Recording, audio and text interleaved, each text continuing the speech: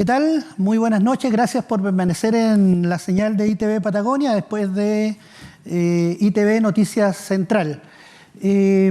Seguimos con la visión del programa, seguimos entregando información atingente a lo cotidiano, a la realidad no solamente regional, sino que nacional y global, con los invitados que traemos al programa. Uno de los objetivos de Conexión Productiva es precisamente poder ir decodificando, ir interpretando ese lenguaje técnico, ¿no es cierto?, que no es tan común, ¿no es cierto?, y que llega a oídos del ciudadano común y corriente, en el buen sentido de la palabra, pero también al empresario, al gran empresario, al pequeño empresario, ¿no es cierto?, y al mediano empresario, y sumando también al emprendedor y a esa persona que está adquiriendo herramientas para poder, ¿no es cierto?, desarrollar el negocio. 27 de septiembre, miércoles, vamos con el sexto programa de Conexión Productiva. Estamos avanzando, hemos tenido una muy buena recepción. Agradecemos a ITV Patagonia en consorcio con la consultora Novum, ¿no es cierto?, y al tremendo equipo de ITV que hace posible de que esto ocurra. Y claro está, saludar, ¿cierto?, a quienes han confiado también en este programa y que han deseado participar, ¿no es cierto?, voluntariamente respecto de algunos temas que efectivamente también son atingentes, ¿ya? Así que hoy día tenemos un tremendo invitado, una persona con el cual estuvimos conversando antes de iniciar el programa, que tiene un conocimiento cabal respecto a los temas que vamos a desarrollar hoy día y que tiene que ver con, ¿no es cierto?, el desarrollo económico.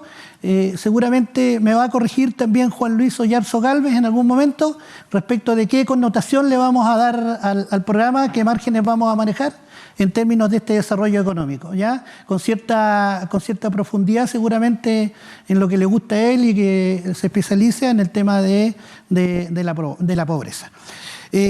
Juan Luis Oyarzo Gálvez es economista, ingeniero comercial y licenciado en administración, magíster, ¿no es cierto?, en gestión estratégica y próximo, y él me va a corregir, a doctorarse, ¿no es cierto?, en economía, luego de haber estado una cantidad importante de tiempo fuera del país, en la Universidad de Castilla-La Mancha, España. Le damos la bienvenida a Juan Luis, con quien hemos estado conversando en la semana. Como conversábamos en el último programa con Esteban Tafra, no hay una reunión previa, pero sí, obviamente, un acuerdo respecto a las cosas que vamos a ir desarrollando en este programa. Le vamos a dar un cordial saludo y recibimiento a Juan Luis Oyarzo Gálvez, ¿no es cierto?, economista. Juan Luis, bienvenido, gracias por aceptar esta invitación. Vamos a generar una expectativa y ojalá que yo sé que no nos vamos a equivocar respecto de lo que necesita saber hoy día la comunidad, y ahí te vamos a dar plena libertad, Juan Luis, de que tú puedas desarrollar, ¿no es cierto?, aquellos temas que obviamente y los señalamos al principio, Juan Luis. Yo siempre me explayo un poquito más en el inicio, pero te vamos a dejar el programa a ti, vamos a hacer algunas preguntas abierta, ¿cierto?, para que Juan Luis la pueda desarrollar, dado su conocimiento, su experiencia, ¿no es cierto?, amplia experiencia en el sector público sobre todo. Así que, Juan Luis, te damos la bienvenida y ya te cedo la palabra. Oye, Eduardo, primero agradecerles también y saludar a los que están también en casa viendo este programa. Yo he visto y tenido la posibilidad de ver algunos otros, así que ha sido también interesante porque se van generando bonitas conversaciones. Así que, Eduardo, yo te agradezco tremendamente porque es la oportunidad que tenemos también, personas que trabajamos durante mucho tiempo en el aspecto académico, en el aspecto público, de tratar de explicar algunos elementos como en buen chileno se dice, con peritas y manzanas, ¿cierto? Porque en ocasiones existen algunos temas que en buen chileno se nos queda un poquito en la mochila, que son difíciles, que se basan muchos elementos en la economía. Por lo general vemos y sentimos que la economía es un aspecto o una cajita que se encuentra apartada dentro de nuestro quehacer y en ocasiones la vemos tan alejada que dejamos que otros la manipulen.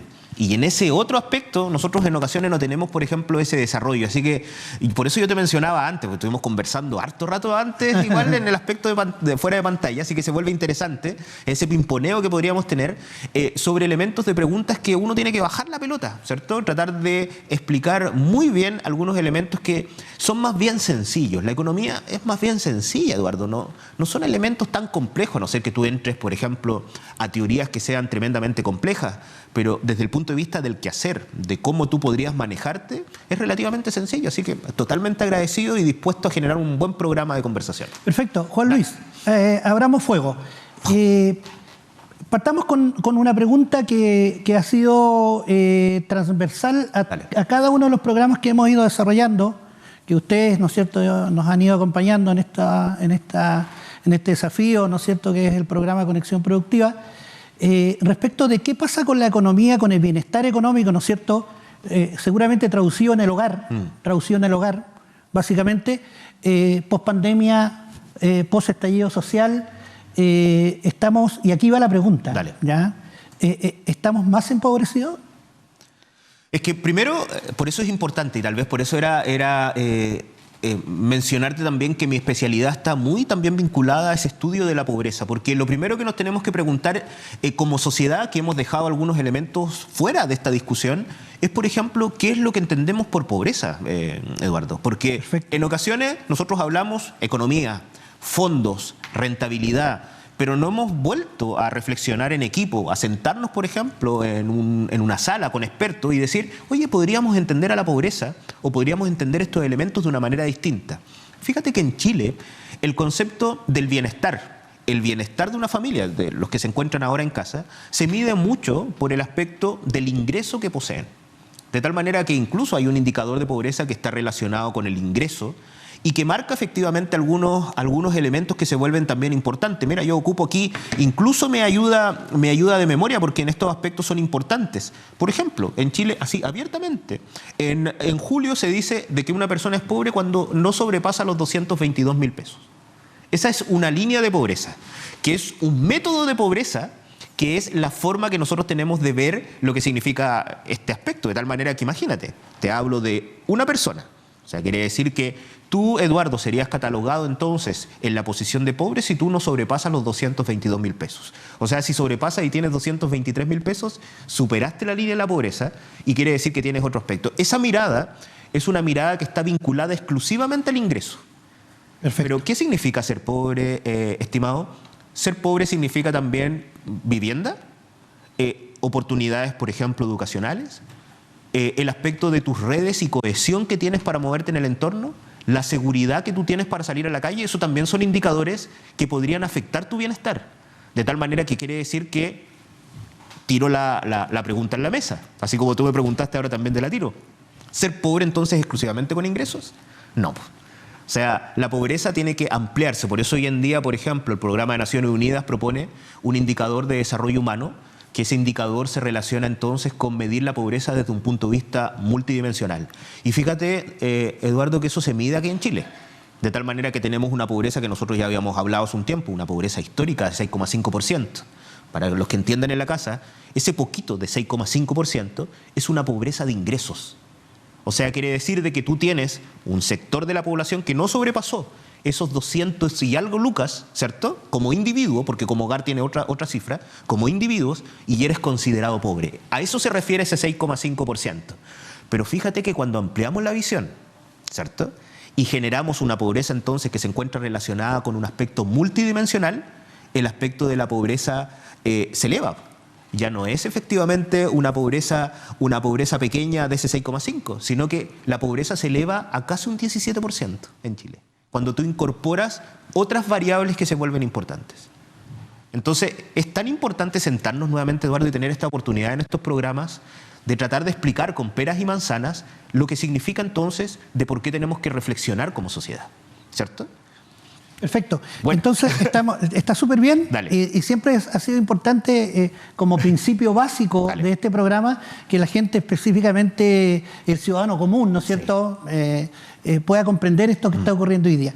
Podríamos plantear una segunda pregunta en función de lo que nos acabas de explicar claramente, Juan Luis. ¿Cuáles son las consecuencias, cuáles son los motivos, las razones de política pública, ¿no es cierto?, que provocan esta situación? ¿Hay una responsabilidad? ¿Esa es la pregunta? Sí, yo pienso que la responsabilidad, fíjate, Eduardo, es más bien global, porque lo hablábamos también fuera de cámara con el aspecto de la educación. O sea, a nivel internacional a nosotros nos piden indicadores que te posicionan en un ranking con respecto a país. Ese ranking te sirve para que otros nos miren y digan, oye, ¿sabes que Chile es súper interesante? Vamos a ir a generar nuestra empresa y vamos a ir a invertir allá. Entonces quiere decir que esa visión, esa carta de presentación, está muy ligada a los indicadores que nosotros tenemos. Entonces es muy importante tener buenos indicadores de salud, buenos indicadores de seguridad, buenos indicadores de educación, etcétera, y buenos indicadores de pobreza, ¿cierto? Entonces todos estos elementos van en torno efectivamente a cómo tú te presentas a nivel internacional como país. Cuando tú tienes una buena carta de presentación, quiere decir que estas reflexiones se las estás dejando a nivel internacional, ¿cierto? Y hemos perdido, en cierto sentido, entre comillas, coloco, porque también hay muchos profesores en Chile que trabajamos en este aspecto, el cuestionarnos lo que significa entonces el aspecto de ser pobre o no ser pobre. Eso ocasiona que la política pública, porque para donde entiendo va tu pregunta, se vincule a una situación de ingresos. De tal manera que llama la atención porque, por ejemplo, yo fui en algún momento director de FOSIS. FOSIS en un determinado momento cuando surge, ¿cierto? Luego de recuperada la democracia, surge efectivamente con un programa que era muy importante para, incluso habían programas que eran programas puente, para eliminar entonces la brecha que existían entre los sectores, ¿cierto? Muy conocido en un determinado momento. Pero recién a principios del 2000, 2003, 2004, lanza también el concepto del emprendimiento que hoy en día es muy conocido, ¿cierto? Pero esa labor del emprendimiento, no sé si te das cuenta que responde también a lo que estamos hablando, a entender que el aspecto de la pobreza se encuentra relacionado efectivamente con los ingresos, de tal manera que algunos expertos en el momento reflexivo llegaron y dijeron, bueno, si necesitan más ingresos, tengo dos alternativas: entregarte dinero para que subas esa línea de la pobreza, porque si tú tienes 200, ganaste 150 lucas, te voy a entregar 100 lucas más, así saliste de la línea de la pobreza. No sé si te das cuenta que nos convertimos en una especie de subvencionador de estas políticas que se encuentran relacionadas. Y en algún momento, a principios del 2000 y algo, 2003, 2004, surgen estos programas de emprendimiento que tienen esa misma relación. Entregar dinero, ¿cierto? O entregar la oportunidad de que tú te autogeneres los elementos de dinero. Pero ¿qué ocurre con los restos de los elementos que hablamos? El acceso a la vivienda, el aspecto de la salud, una serie de otros aspectos que se vuelven importantes. De tal manera que yo creo que hoy en día Chile está en el momento preciso, debido a sus indicadores, de dar el salto y entender a la pobreza de una manera multidimensional, con muchas dimensiones, ¿cierto? En las cuales nosotros podemos intervenir porque todo está ligado al bienestar, pues, Eduardo. O sea, que tú tengas vivienda o no es un elemento de bienestar. Hay personas que sobrepasan esos 200 y tantas lucas y están entonces por sobre la línea de pobreza y para el Estado no son considerados ya pobres. ¿Por el solo hecho de? Por el solo hecho de haber pasado la línea de la pobreza. ¿Y qué pasa, por ejemplo, con profesionales que salen, por ejemplo, hablando de donde yo trabajo, de administradores de empresas, ¿cierto? Y que salen, por ejemplo, de INACAP y salen como administradores de empresas. ¿Él no tiene acceso a la vivienda? Porque sucede, pues.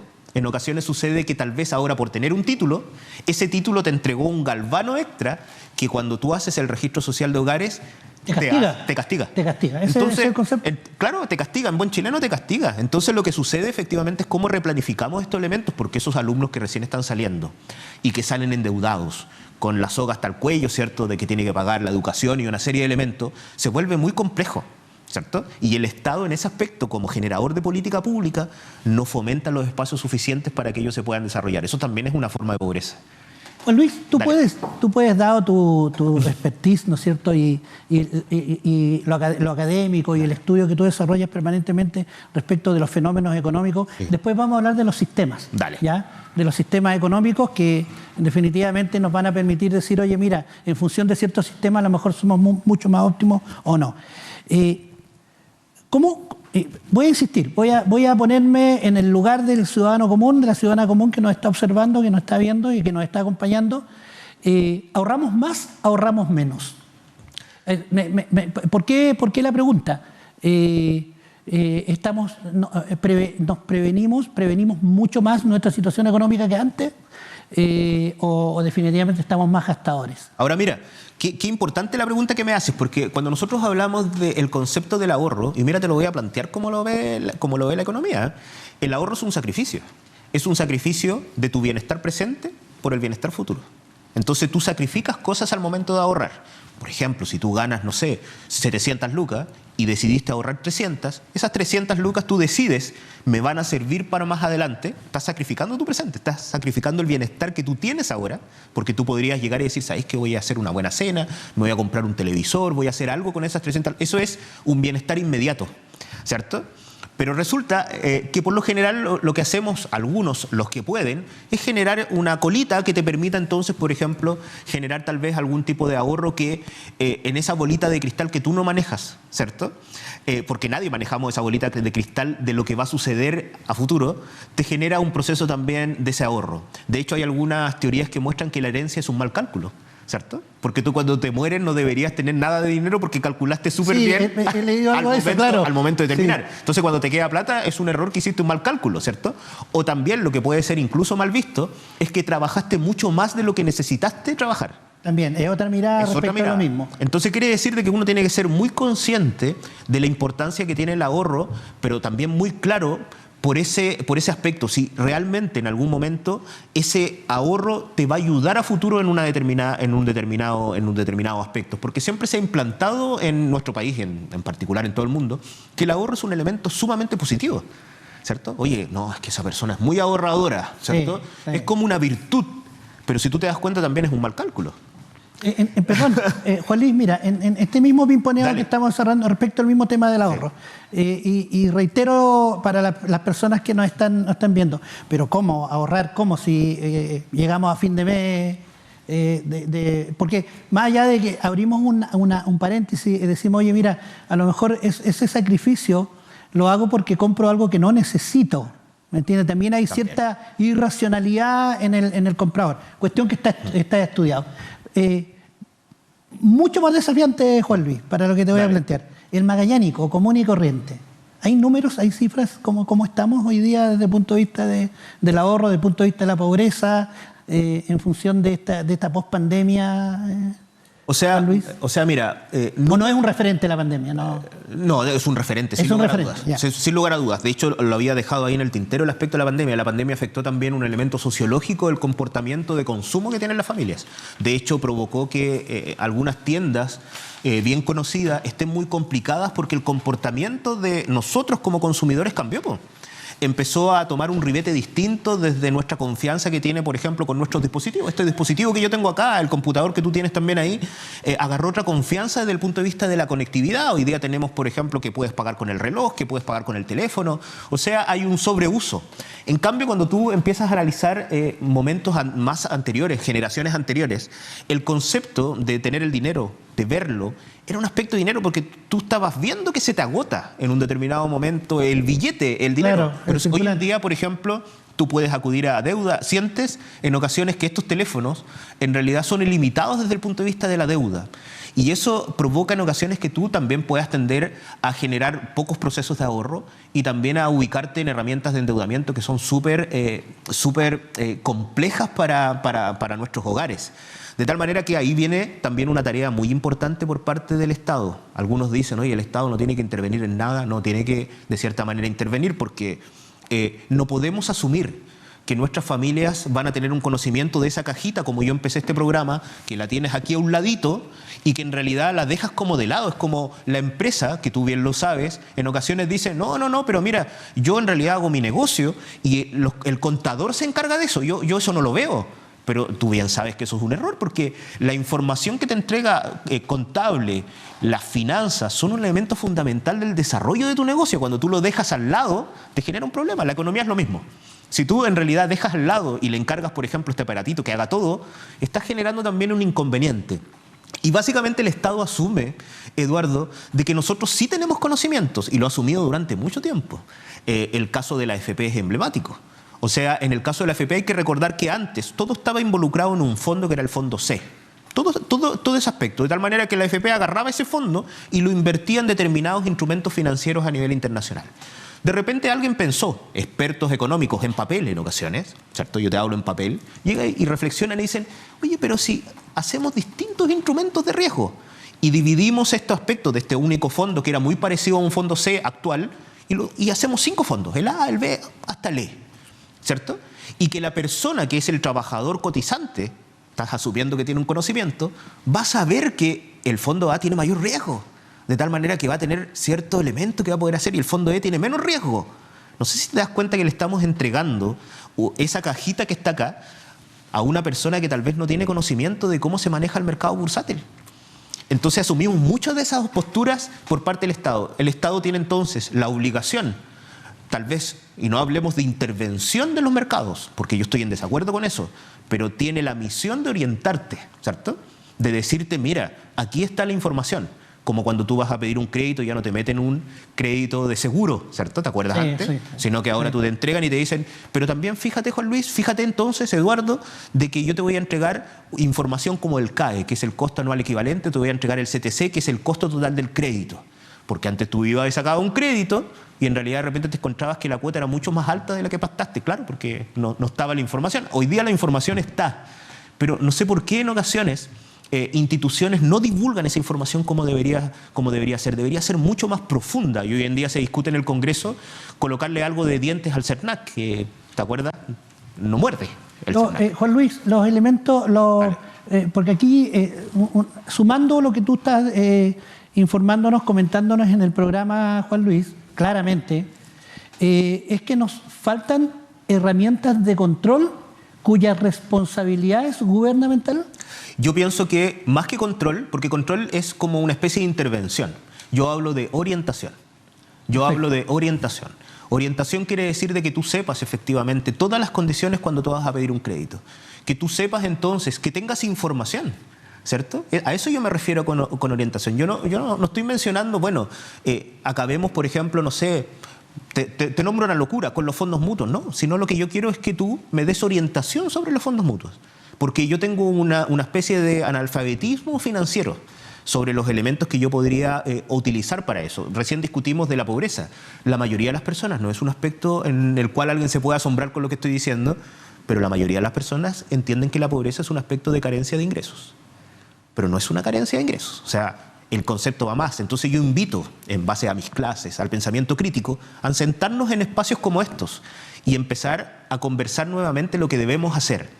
Como por ejemplo, las mediciones que tú me conversabas y que quedó también dando vuelta dentro de lo que me estabas preguntando. ¿Existen mediciones regionales? Muy pocas. Y si existen, están realizadas con instrumentos que están elaborados por alguien que está en Santiago. Entonces, ¿cómo nosotros como región de Magallanes tenemos indicadores regionales que nos permitan ver claramente los grados de inversión, pero no medidos desde allá porque estamos en una localidad extrema de tal manera que ¿por qué tú tienes que medir la pobreza cuando tú pones que la pobreza en Magallanes es un 3,4, en Chile es un 6,5, en el gráfico Magallanes aparece más bajo? Entonces, un aplauso, bajamos la pobreza. Sí, pero bajamos la pobreza sin considerar las condiciones extremas que nosotros tenemos. Nosotros tenemos condiciones de aislamiento, condiciones de certeza extrema, que, por ejemplo, si en algún momento fuésemos más certeros y nuestras autoridades se preocuparan también mucho más de esos temas, nosotros podríamos incluso tener tal vez un subsidio al pasaje aéreo. Nosotros no tenemos otra salida en ocasiones en invierno que es el avión. Entonces, eso involucra de que en realidad nosotros como política pública podemos tener condiciones que sean distintas. ¿Por qué no generar un MEPCO regional? ¿Cierto? Juan Luis, ¿por qué no pasa eso? Es por esa capacidad que yo te menciono de sentarnos a conversar más allá de los colores políticos, porque yo no te estoy hablando aquí ni de derecha ni de izquierda, no, este es un programa totalmente abierto en esos aspectos que no tiene sentido estar conversando y tirando, ¿no es cierto?, la oreja de un lado a otro, ¿no? Es sentarnos por el bien común que tiene Magallanes. De tal manera que si nosotros reconociésemos de que, por ejemplo, hay localidades y que nosotros tenemos una situación extrema, nosotros podríamos tener, por ejemplo, ¿por qué no un IVA diferenciado? ¿Por qué no conversar y generar, no te estoy diciendo que sea lo correcto, pero ¿por qué no generar que todo sea zona de extensión, que no solamente el espacio que esté en la zona franca, sino que todo tuviera una excepción de IVA? ¿A quién va esa invitación? Si tuviera que no apuntar con el dedo, ¿no? Recordar, no. Pero ¿a quién le hacemos esa invitación? Al Estado como tal. ¿A los entes públicos? A los entes públicos, al Estado, a los ministerios. Porque en ocasiones, y yo he trabajado en distintos aleros de ministerios, nosotros somos tan pequeños, hay que considerar para colocar en contexto lo que nosotros estamos hablando, porque unos dicen, a ver, pero pequeños, si Magallanes es súper amplio, no somos pequeños económicamente.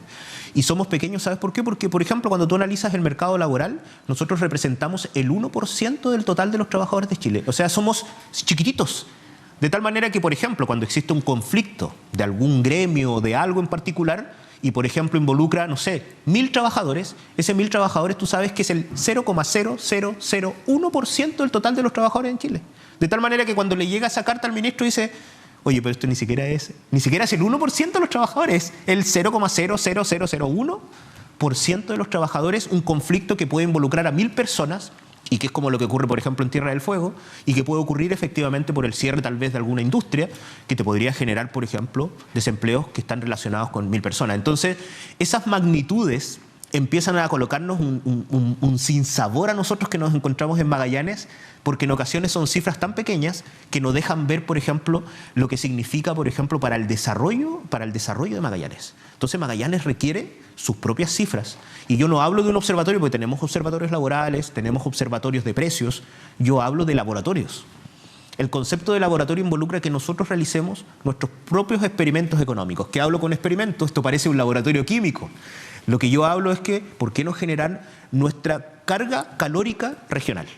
Porque obviamente vivir en Rancagua o vivir en La Serena no es lo mismo que vivir en Punta Arenas. Entonces requerimos calorías que son distintas. ¿Por qué no hacer? Esos estudios están en la Universidad de Magallanes, pero ¿por qué no incorporarlos dentro de este desarrollo de calórico? Nosotros no podemos tener una subvención o tener el mismo precio de la canasta. Cuando se dice que la canasta sale 63.000 pesos a nivel nacional, tú también estás asumiendo que a nivel local sale 63.000 pesos y bien sabemos, todos los que están escuchando en la casa, de que nos sale 63.000 pesos. Juan Luis, súper interesante lo siguiente. Si tuviésemos esas unidades de medida, si tuviésemos esa reunión, ese comité, ¿no es cierto?, creativo, con mucha lluvia de ideas, ¿no es cierto?, y tomando decisiones, porque quienes van a estar sentados en esa mesa son personas que toman decisiones y que permiten construir grupos de mejora, ¿no es cierto?, de iniciativas de mejora, en el fondo, desde lo económico, debiéramos mejorar y zanjar la definición definitiva de pobreza. O sea, es decir, podemos nosotros, los ciudadanos comunes y corrientes, si nos metemos en ese grupo social, ¿no es cierto?, definir de mejor manera la pobreza. Eso por un lado, Dale. Para ir cerrando el primer bloque. Y te voy a dejar, si tienes tiempo, en responder, y nos vamos a ir a una pregunta que tengo que hacértela, Juan Luis. Los retiros de fondos de pensión. Dale. Ya. Los retiros es como largo, ¿eh? Así que también lo podemos tratar en el segundo bloque. Partamos en el segundo bloque porque yo sé que al ciudadano común, insisto en eso, a veces nos cuesta entender de que tiene una explicación y una justificación el decir que no o el decir que sí a los retiros. ¿Ya? Eso por un lado. La pobreza la definiríamos de mejor manera en función de ese laboratorio. Sí, yo creo que hay un avance tremendo, Eduardo, pero un avance tremendo, porque cuando nosotros generamos el concepto en Chile de aceptar el aspecto de la pobreza multidimensional que se empezó a medir en el 2013, recién en Chile las primeras mediciones y metodologías surgen en el 2013. De tal manera que hay una visión, nosotros medimos el concepto de la pobreza multidimensional como tal, pero no las utilizamos respectivamente y adecuadamente como una forma de poder hacer política pública, sino que seguimos pegados en el aspecto del ingreso. Entonces, cuando tú analizas la oferta que tiene programática el Estado, está muy relacionado con dar dinero, con darte cursos de capacitación. Todo lo que esté vinculado a mejorar tus ingresos como familia, lo proporciona el Estado. Pero no proporciona otros elementos como capacidades, como competencias, como habilidades, que te podrían entonces generar tal vez algunos elementos extra para poder afrontar estas situaciones, ¿cierto? De tal manera que cuando viene, tú bien lo mencionabas, la pandemia, existen personas que dicen, oye, no estoy acostumbrado a esto, no sé cómo afrontarlo. Y eso involucra claramente de que organismos como el Ministerio de Desarrollo Social tiene que trabajar fuertemente también en el desarrollo de esas habilidades y programas actuales como seguridad y oportunidades, como los antiguos programas puente, como elementos que se vuelven importantes desde el punto de vista del desarrollo humano, se vuelven fundamental para poder potenciar entonces en las familias, en los hogares carentes, tal vez algunas certezas que no se esté solamente relacionada con el aspecto del ingreso. Desde el punto de vista regional, claro que sirve, porque cualquier persona que se encuentra hoy en día en casa, uno podría decir, oye, pero Juan Luis, 222.000 pesos como individuo, y o sea, si yo gano 225 ya no soy pobre. Sí, los que están en la casa le digo eso, ¿eh? Si usted gana 300.000 pesos, usted ya no es considerado como pobre, ¿cierto? Porque sobrepasó la línea de la pobreza como individuo, ¿ah? Porque nuevamente repito que los hogares tienen otra línea de la pobreza, pero usted ya no es pobre, ¿cierto? El hogar, si sobrepasa los 560.000 pesos, ya no es pobre. Entonces, un hogar que gana 650.000 pesos no es pobre, pero 650.000 pesos en el centro de nuestro país no es lo mismo que 650.000 pesos aquí en Magallanes. Entonces, las distancias que existen son tremendas y un laboratorio relacionado con la pobreza, relacionado con la economía, te permitiría dar cuenta con números algunos aspectos que nosotros podemos entonces mostrar en los ministerios, en el Ministerio de Desarrollo Social, en el Ministerio Vocería de Gobierno, en el gobierno regional, ¿cierto? Para tener sustento de que nosotros tenemos que tener políticas que son distintas, como antiguamente, no sé, tenemos un Fondema, ¿cierto? Realizado por José Ruiz Di Giorgio en un determinado momento. Ese Fondema, somos la única región que tenemos el Fondema aparte del FNDR. Somos la única región. Eso muestra una mirada distinta de que nosotros necesitábamos ciertos aspectos que eran distintos y por eso se genera el Fondo de Desarrollo de Magallanes, que es el Fondema. ¿Por qué no desarrollar elementos distintos para la subvención a la bencina? ¿Por qué no un IVA diferenciado? ¿Por qué no generar un IVA regional que sea distinto para el ámbito de los medicamentos? O sea, si te das cuenta, esto abre un espectro que nos podemos sentar a conversar, Eduardo. Perfecto, Juan Luis, súper claro. Juan Luis tiene un desafío.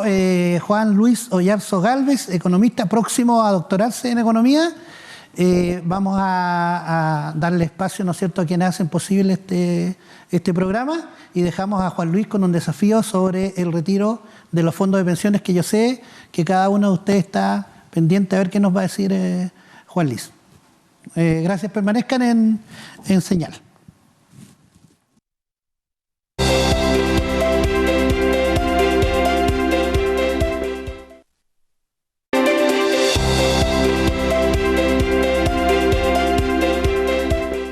Estamos de regreso, segundo bloque, conexión productiva, desarrollo de economía. Juan Luis Oyarzo Gálvez. El desafío, Juan Luis. Vamos con los retiros de fondos de pensiones. Vamos con eso. Que obviamente es polémico, sí. Es polémico porque quisiéramos nosotros de alguna manera u otra entender bien por qué no, o entender bien por qué sí, de las peras y las manzanas, sí. Como me señalabas delante, sí. Juan Luis, ahí está tu cámara, para que... No, muy bien. Para explicarle a la gente. Claro, cuando nosotros, Eduardo, hablamos, por ejemplo, del aspecto del retiro, y muchos escuchamos de lo complejo que es retirar los fondos de la AFP, porque indudablemente hace un rato hablábamos del ahorro. Este es un ahorro previsional, que a nosotros nos tienen que, de cierta manera, va a sonar algunas cosillas polémicas lo que voy a decir, ¿cierto? Y tal vez el que está en casa no va a estar de acuerdo en cosas, pero son elementos técnicos. Cuando nosotros hablamos desde el punto de vista del ahorro, por lo general no tenemos mucha capacidad de ahorro en la actualidad. O sea, las cifras lo muestran. E incluso tenemos un aspecto de endeudamiento, índices de endeudamiento muy alto. Cuando nosotros retiramos o generamos fondos, nosotros estamos sacando dinero que está generado para el futuro, ¿cierto? Para que tú te puedas jubilar y tú puedas tener, por ejemplo, en tu momento que ya no eres productivo, porque llega un momento en el cual en Chile se reconoce, a los 65 años, a los 60 años, de cierta manera tú ya deberías salir del mundo laboral y formar parte entonces del descanso, ¿cierto? Labor cumplida, terminaste, ahora voy a descansar. En ese descanso tú tienes que solventarte, y la gracia es que ese elemento de solventarte no provenga exclusivamente por parte del Estado, sino que provenga y tú utilices tus ahorros previsionales. Cuando sacamos esos ahorros previsionales, lo que tú provocas efectivamente de que tú tengas un problema en el futuro. Y esta generación, Eduardo, va a tener un tremendo problema al final del día, ¿cierto? Y va a tener un problema porque no va a tener fondos en un determinado momento, o va a tener fondos que son muy escasos. Ahora, con respecto a este retiro, ¿por qué se indica que es una mala política pública? Porque te genera inflación. Te genera inflación, ¿por qué, Eduardo? Porque es como, imaginemos que estamos en una casa de remates. En una casa de remates hay un aspecto que tú quieres rematar. Y tú vas a rematar hasta que tengas dinero. Si yo te sigo colocando dinero, ¿qué es lo que vas a hacer? Vas a seguir levantando la mano hasta que el dinero se te acabe. Hasta que tú logres el objetivo que era consumir ese aspecto que tú estás en esa casa de remate. Entonces sucede lo mismo en el ámbito del retiro de fondos.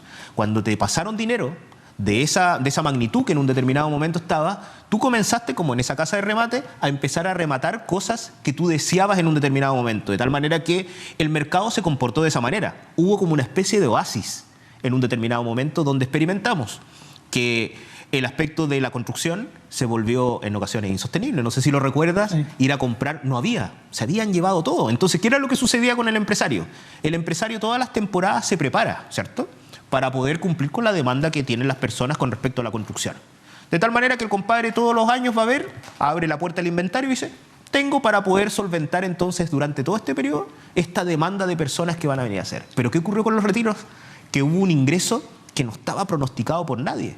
De tal manera que fuimos a comprar cosas, ocurrió en la construcción, ocurrió en los automóviles, ¿cierto? Los años de la pandemia fue histórico desde el punto de vista de la venta de los automóviles. De tal manera que este tipo de repente se encontró, el empresario Labaré fue a abrir su aspecto de existencia y vio, oye, pero se me acabaron las cosas que yo tenía para todo el año, se me acabaron en 4 meses. Y empezó a haber un elemento de escasez donde obviamente nosotros empezamos a insistir como demandantes para poder comprar y eso ocasiona entonces un incremento en el ámbito de los precios. Nosotros tuvimos una inflación por demanda y oferta. Primero, por los acontecimientos de la pandemia, muchas industrias agotadas, muchas industrias entonces que no estaban funcionando, y por el otro lado nosotros nos vimos también que demandábamos y exigíamos elementos. Entonces, cualquier persona que sabe de economía, el aspecto del punto de equilibrio empezó a forzarse de tal manera que empezó entonces a existir desplazamientos que provocó entonces que ese punto, que cuando yo hablo de punto de equilibrio, el precio de mercado comenzó a subir. Entonces, los elementos de los retiros eran una mala política pública, Eduardo. Pero una mala política pública que se da también por actuaciones políticas. Hay que recordar que en ese momento el Estado llegó muy tarde en un determinado momento para entregar las ayudas que eran necesarias, porque existen parte de teorías políticas que eran compartidas por sectores de gobierno distintos, no hablemos de colores políticos, de que en realidad no es necesario intervenir el Estado porque los mercados se autorregulan. Pero la pandemia era un aspecto totalmente extraño. De tal manera que en algún momento se mostró que el Estado sí tenía que entrar a generar tal vez algún tipo de ayuda social, alguna transferencia social a las familias, y como no se dio rápidamente, algunos actores por parte del Congreso dijeron, una buena idea, saquemos los retiros de fondos, y empezó todo el tema, bueno, pero ese dinero es mío, sí, pero ese dinero estaba destinado para otra cosa, ¿cierto? Ahora existe toda una nueva discusión de qué es lo que va a suceder ahora con estas nuevas reformas previsionales. Esa es una tarea que dejamos pendiente, ¿cierto? Para tal vez otros invitados que tú puedas tener. Perfecto. Bueno, Juan Luis ahí nos entregó una explicación que sigue siendo una explicación técnica. Sí. Tengo claro que hay personas que están detrás de la pantalla o frente a la pantalla ahora, en este momento, diciendo, sí, pero la plata es mía. ¿Ya? Tal cual. Bueno, pero hay una explicación y hay una cierta justificación, obviamente, desde lo económico. Juan Luis, la inflación, claro, que la tocaste tangencialmente a propósito de los retiros. ¿Cómo estamos en ese indicador? No, a ver, nosotros tenemos ahora una inflación controlada. La inflación ya está controlada. Y es probable que en realidad llegue a 5, 4%, 4,5% al final de este año, yo te estoy hablando. Y eso se debe claramente a que en algún momento la explicación que existe en la inflación, existieron muchos actores. Todos los países, porque cuando existía la explicación sobre los retiros de fondos, decían, bueno, pero a ver, los retiros de fondos provocaron, pero todos los países tienen inflación. Sí, todos los países durante ese periodo tuvieron una inflación que era bastante alta. Aquí los expertos llegaron a mencionar que producto de los retiros nosotros tuvimos 3-4 puntos más de inflación de lo que deberíamos tener. Adicionales a lo que deberíamos tener. Pero nosotros tenemos ciertas autonomías en particular y que incluso se han respetado los distintos proyectos de cambio constitucional, que es la autonomía del Banco Central. Un Banco Central autónomo, que no es lo que sucede en Argentina. En Chile nosotros tenemos un Banco Central autónomo, formado por expertos, por comisiones de expertos. Ellos en ocasiones, por ejemplo, cuando ven efectivamente que la inflación comienza a subir, hay que recordar que la tuvimos cercana al 14 y algo por ciento, empieza a subir. La herramienta técnica que tiene el Banco Central es aplicar tasas de interés. Aquí es donde empieza ese aspecto y las familias que están escuchando de repente dicen, oye, pues esta es una cajita que está al lado que no quiero tocar, ¿cierto? No entiendo esa cajita, pero trato de explicarla con peras y manzanas. Cuando nosotros hablamos de la tasa de interés es lo que te cobran a ti por prestarte el dinero. Nada más que eso. De tal manera que, por ejemplo, no sé si se entiende súper fácil, si yo te cobro una tasa de interés mayor, tú vas a tratar de no pedirme dinero. Si yo te cobro una tasa de interés muy baja, tú me vas a pedir entonces dinero. De tal manera que el Banco Central lo que hace es, vamos a subir la tasa de interés, y tuvo tasa de interés histórica, ¿cierto? 11,25, ahora estamos en 9,5%, que igual es alta. De tal manera que, ¿qué es lo que sucede con las familias? Cuando iba a pedir un crédito al banco, decía, wow, pero todo esto es lo que tengo que devolver, no me conviene. Eso es producto de la tasa de interés. ¿Qué es lo que sucede? La familia se empieza a guardar, deja de consumir como consumía antes, ¿cierto? En un determinado momento, pidiendo los préstamos y todo este aspecto, y el mercado se comienza a regular como lo que nosotros estamos viendo en el ámbito de los precios. Los precios son complejos, y en particular cuando están sometidos a procesos de inflación. Imagínate, cuando nosotros tenemos una inflación, ¿cierto?, del 10%, hagámoslo muy fácil, del 10% anual, quiere decir que, por ejemplo, un artículo que te sale 100 pesos el 1 de enero, al final del periodo te sale entonces 110 pesos. O ¿cierto? Eso es el proceso de inflación, en buen chileno, y muy fácil, ¿cierto? Te sale más costoso. El mismo artículo te salía 100, ahora te sale 110. En Argentina la inflación es 110%. Entonces uno ya puede entender, nosotros solamente un 10% y nos quejábamos de la inflación. Imagínate Argentina, 114% fue su inflación interanual en el último periodo. O sea, eso involucra un esfuerzo superior. Y por eso, como hablábamos, figuras que son en ocasiones muy populares o extremas, ¿cierto? Como el candidato Milei, que ahora surgen como salvadores de estos elementos porque es como, ya, pero ¿qué hacemos? Porque ni siquiera el Banco Central ha sido capaz en Argentina de poder contener ese nivel de inflación que nosotros sí podemos hacerlo. Está planteando cerrar el Banco Central. Porque no es un banco central autónomo como el nuestro. El Banco Central de ellos está arraigado al Estado. Entonces quiere decir de que el mismo elemento político es capaz efectivamente de decirle, oye, imprimamos más billetes. En cambio, por ejemplo, nosotros tenemos autonomía del Banco Central. ¿Qué significa la autonomía en buen chileno? Que el presidente de la República no puede ir al Banco Central. El presidente de la República no le puede decir al presidente del Banco Central, emita más dinero. No, bájeme la tasa de interés porque usted está siendo poco popular conmigo. No puede. No puede, porque hay una autonomía del Banco Central. Juan Luis, cuando uno y los telespectadores y las telespectadoras no van a entender, yo los represento, ojo. Cuando uno se encuentra con un amigo médico, ¿sí? Oye, me duele acá. O cuando uno se encuentra con un piloto de avión conocido y uno le pregunta, oye, las turbulencias. De eso quiero aprovecharme, Juan Luis, de tus conocimientos en economía. Dado el concepto o los conceptos, el binomio certidumbre-incertidumbre, ¿ya? Pero no desde la política del gobierno de turno, sino que desde el punto de vista de las políticas de económicas del país y que afectan a la región. Debiéramos estar preocupados de lo que podría venir de aquí a fin de año, de aquí a un año, o a tu entender se están haciendo bien las cosas. Mira, estoy jugando con la pregunta. No. La señora dueña de casa, el empresario, el microempresario, el emprendedor que está haciendo una apuesta por desarrollar su negocio, por salvar el hogar también, ¿cómo debiera estar? ¿Cómo debiéramos estar, aprovechando que tengo un economista acá al lado? Mira, nosotros, hasta el momento las cosas se están haciendo bien, pero que no me malinterpreten lo que están en la casa, porque alguien me podría decir, pero ¿cómo se están haciendo bien? Si yo antes iba al supermercado y traía 4 bolsas y ahora traigo 2. Claro, el que se haya controlado la inflación no involucra que tú puedas comprar más, sino que lo que involucra que los incrementos de precios no sean tan altos como los que vivimos en un determinado momento. O sea, los precios para los que están en casa va a seguir subiendo. Vamos a tener también conflictos con el aspecto del combustible, que sigue sufriendo, ¿cierto? Y subiendo, ¿cierto? Pero sí se vuelve necesario marcar de que en esos escenarios de incertidumbre, como tú bien lo mencionas, son complejos, porque las incertidumbres se deben a múltiples factores políticos, sociales, económicos, de seguridad, son múltiples externos, factores. Por supuesto. Se resfría el presidente de China y nos resfriamos todos acá. Y nos contagia también a nosotros, que es lo que ocurrió, por ejemplo, en el aspecto de la pandemia, ¿cierto? Que China tenía proyectado un crecimiento que era tremendo y en realidad, claro, cada vez fue un poquito más apaciguado ese crecimiento producto de los acontecimientos que existían. Lo que ocurrió con Rusia y Ucrania y lo que está ocurriendo con Rusia y Ucrania, ¿cierto? Estados Unidos cuando se ve mal y empieza a jugar con la tasa de interés. Nosotros somos tan dependientes, Eduardo, tan dependientes, que esos escenarios nos afectan. Entonces, nosotros decíamos, estamos aquí en Punta Arenas, y cuando se estalló, por ejemplo, el aspecto entre Rusia y Ucrania, decían, bueno, eso está súper lejos. Sí, pero te afectó, por ejemplo, en el aceite, te afectó en un montón de elementos que algunos decían, oye, voy a Argentina y en realidad puedo comprar aceite. Sí, pero Argentina produce ese aceite también.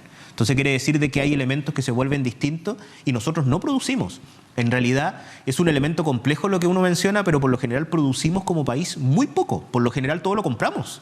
Entonces es cosa, yo siempre le digo a mis estudiantes, oiga, díganme de lo que andan trayendo y también te reto a ti, dime de lo que andas trayendo, ¿qué es chileno? Claro.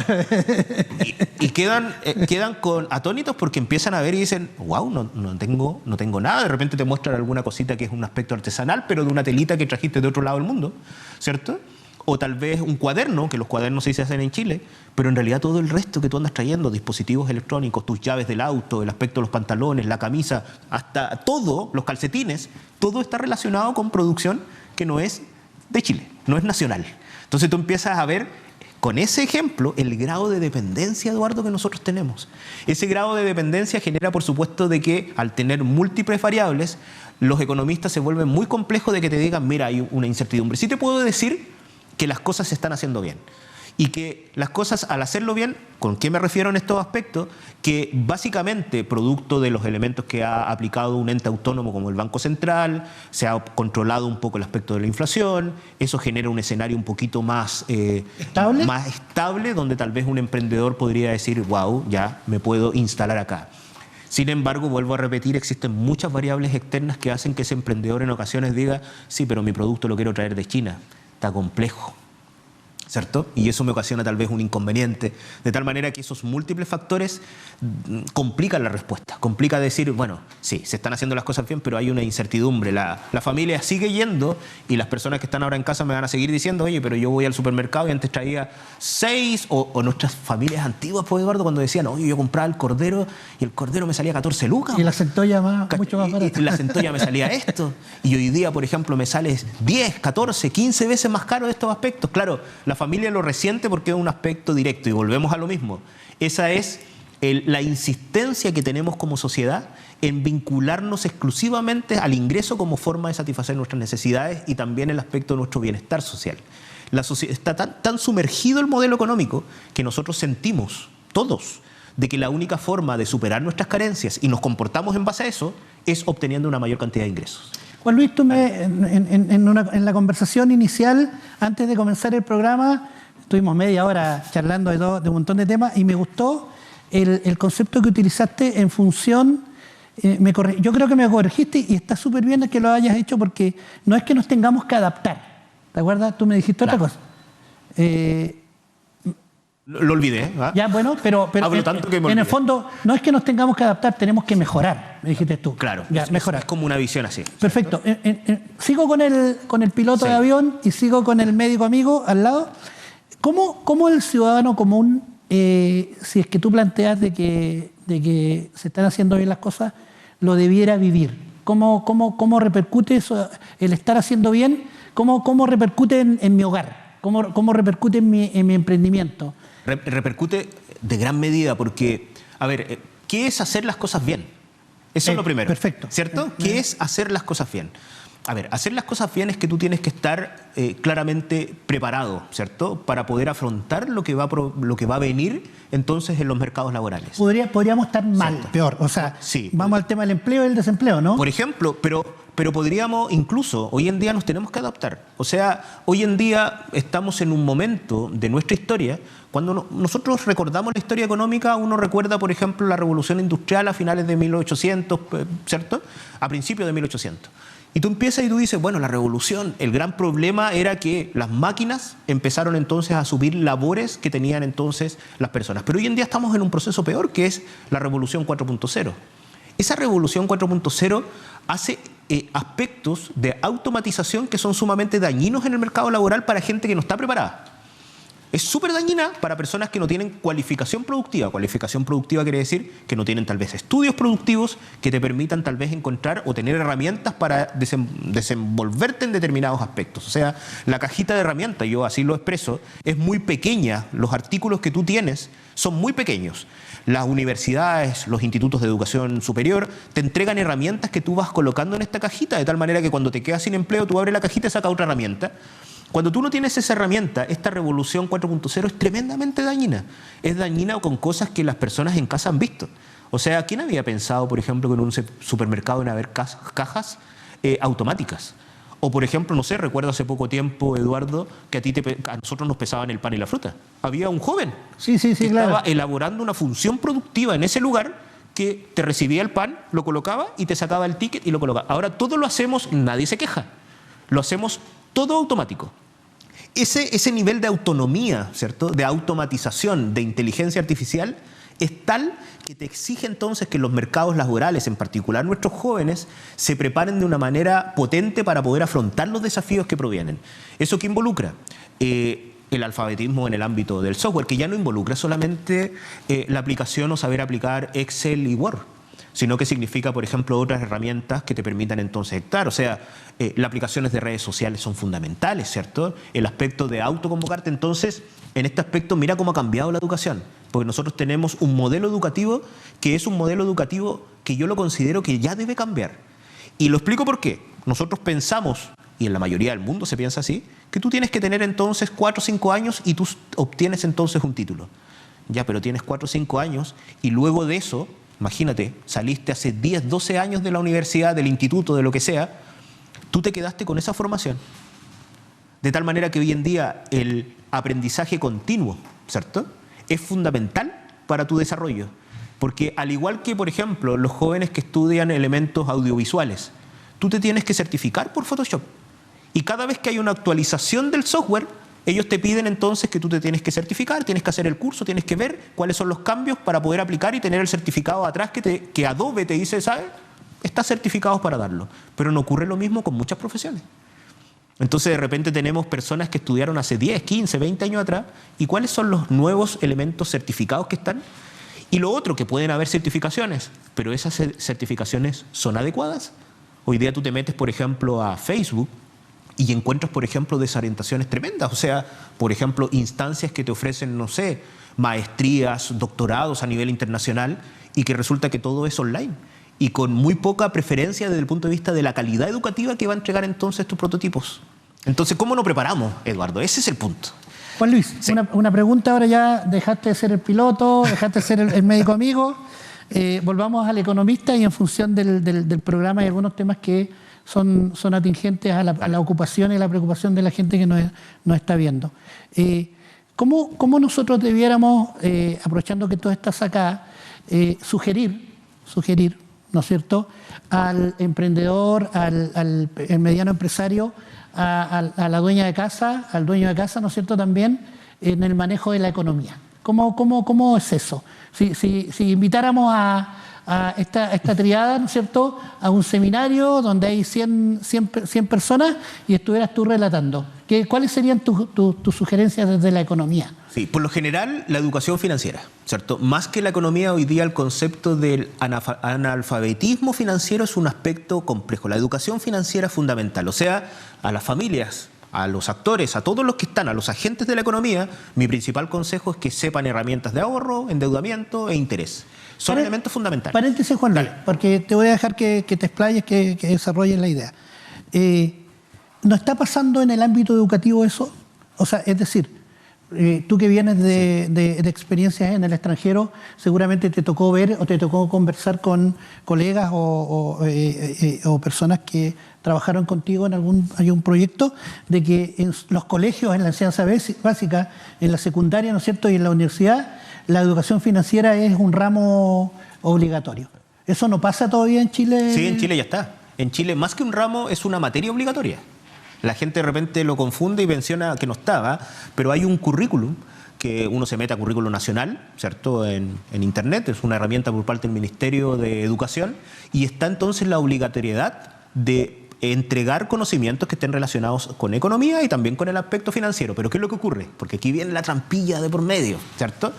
Que en realidad en ocasiones tú le entregas esas herramientas a profesores de filosofía, a profesores de historia, a profesores de matemáticas que tienen que pasar determinados esquemas o prototipos o materias que se encuentren relacionadas con cumplir un hito sobre la educación financiera. Entonces, no es un ramo, como en otros países, que es un ramo que se llama educación financiera, sino que es un aspecto que está aplicado dentro de las asignaturas como matemática, historia, filosofía, lo que quieras ver, que está relacionada con la educación financiera. Pero ¿qué es lo que ocurre?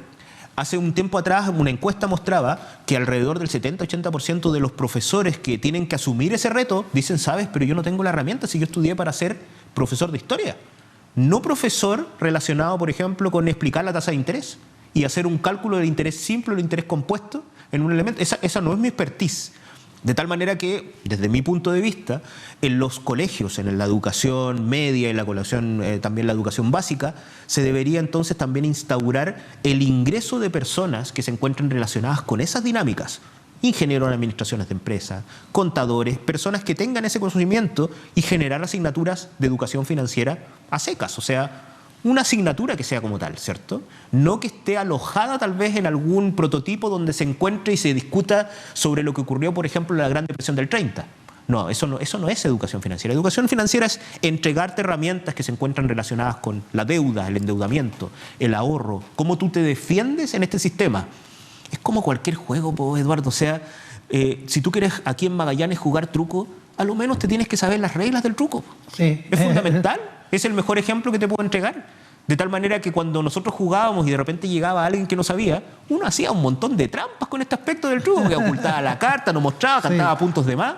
¿Y qué ocurría con el otro? Decía, ya marcaba en la X los puntos que había perdido, pero no se fijaba que tal vez yo no canté bien o que generé un mal aspecto dentro de este canto que yo me mandé en el ámbito del truco, y eso te genera también un inconveniente desde el punto de vista de la interpretación de las cosas. Entonces lo mismo ocurre en economía.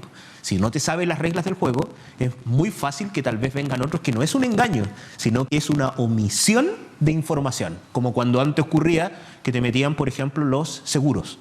¿Cierto? Te metían un seguro, ¿cierto? Y hoy en día todavía lo hacen, a pesar de que hay leyes. Entonces, por ejemplo, cuando tú vas a una casa comercial, aparece la persona y te dice, ¿sabes qué? En realidad no, pero este seguro después usted tiene que renunciar. Eso no pasa. Pero eso no pasa. Juan Luis, dale.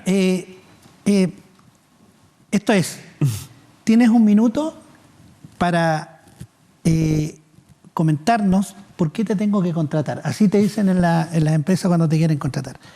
¿Qué podríamos entregarle al magallánico, ¿no es cierto? A lo mejor el desarrollo regional, ¿no es cierto? ¿Qué pasa con eso? ¿Qué pasa con el empresario que está escuchando, el microempresario, el emprendedor, el ciudadano común respecto del desarrollo de la región? ¿Cómo lo ves? Te lo puedo resumir en una palabra: identidad. Identidad. Nosotros necesitamos identidad regional. Tenemos identidad, pero ¿sabes lo que pasa? Nos sentimos apartados del resto del territorio porque en ocasiones conflictos como el gas, como el aspecto de la pesca, como algunos elementos se ven desde esa mirada centralizada. Yo creo que hay que dejar de lado un poquito las galletitas y el jugo de naranja en las reuniones de descentralización, sino que hoy en día tenemos que hablar de descentralización. Nosotros necesitamos herramientas y para descentralizarnos necesitamos cosas que hoy en día son tan obvias, como lo que habíamos mencionado antes, indicadores regionales. Y no solamente la aplicación del indicador, sino que también la posibilidad de que yo pueda confeccionar mi indicador. Que yo, por ejemplo, diga, a ver, en algún momento en la canasta aparece, por ejemplo, no sé, el pollo. Sí, pero aquí no se come tanto pollo como en otro lugar, estoy inventando, ¿por qué no podemos tener una canasta básica que sea diferenciada? Entonces, cuando me dicen, y vuelvo a repetir, que una canasta sale 65.000 pesos, los que están escuchando ahora en la casa me van a decir, pero yo voy a comprar aquí al supermercado y no me sale la canasta 65.000 pesos. Pues señor, pero obvio, ¿cierto? Porque tenemos precios y elementos que son distintos. De tal manera que la palabra que resume el aspecto de tu pregunta es identidad. Nosotros necesitamos identidad regional desde el punto de vista de nuestros indicadores, nuestro mercado laboral. Si no van a seguir pasando, ahora tenemos un desafío tremendo, la llegada del hidrógeno. ¿Estamos preparados para esta llegada? ¿Estamos preparados para el incremento de los arriendos que puede ocurrir con una población flotante que puede llegar a los 5.000, 4.000 nuevos trabajadores en un determinado momento? Y que no hablamos de 20, 30 años, sino que hablamos de pocos años. ¿Nuestras carreteras están preparadas para absorber ese aspecto? Entonces, cuando vemos esa identidad, quiere decir que esto tiene que partir por parte de nosotros, de Magallanes. Magallanes tiene que tener esa identidad para mostrar este prototipo, esta forma de realizar las cosas y de qué manera nosotros podemos crecer como región, ¿cierto? Posibilitar ese incremento, que ya no pase solamente con tener una zona de excepción, sino por qué no discutir y tener una zona de excepción un poco más amplia, que ahora yo entiendo que llegó también y que está hace un tiempo en Aysén. Sí, pues Aysén tiene zona de excepción. Aysén tiene las mismas características, de tal manera que Aysén debería tener entonces también la posibilidad de discutir los elementos que influyen en su propio desarrollo. Nosotros deberíamos tener tal vez alguna subvención en el pasaje, en particular en invierno. Perfecto. ¿Cierto? Así que identidad, esa es la palabra. Juan Luis Oyarzo Galvez, ¿no es cierto? Agradecemos la presencia de él. Queremos, siempre nos pasa esto de que nos sentimos que como que nos falta tiempo, pero es seguro también que vamos a volver a tener un programa. Ya estamos de acuerdo respecto de en qué programa vamos a invitar nuevamente a Juan Luis. Un tema específico de desarrollo regional, que él nos va a aportar, ¿no es cierto?, como un tercer elemento y partícipe en el programa. Queremos saludar a Kaufman Automotriz, que hace posible, ¿no es cierto?, de que este programa se desarrolle. Vamos a contarles de que está con una sucursal que tiene cierto tiempo, pero que es nuevo en la región, que le permite ampliar a nivel nacional sus redes sucursales. Está ubicado, ¿no es cierto?, en el local 1, Manzana 9, zona franca de Punta Arenas. Puede estar Iván, puede estar Rodrigo, ¿no es cierto? Aprovecho de saludar a Jimena también, que son del equipo Kaufman, Café Camellones, que como en todo programa nos permite hacerle un regalo, ¿no es cierto?, un presente al invitado. Adentro de Café Camellones hay café molido y hay unos drips que te van a servir para compartir café con seguramente Elizabeth. Aprovecho de mandarle un saludo también a Elizabeth Neracher, sí, ¿no es cierto?, que es un gran apoyo en el Instituto Nacional de Capacitación, en INACAP, donde también somos, junto con Juan Luis, docentes. Aprovechar de saludar también a Grado Cero, ¿no es cierto?, la actividad outdoor de la región, corredora Obando de Seguro, ¿no es cierto?, que desde Buenos Aires a nivel nacional, más de 40 años de experiencia, y la consultora Novus, ¿no es cierto?, que también hace posible de que estemos presentes el día de hoy.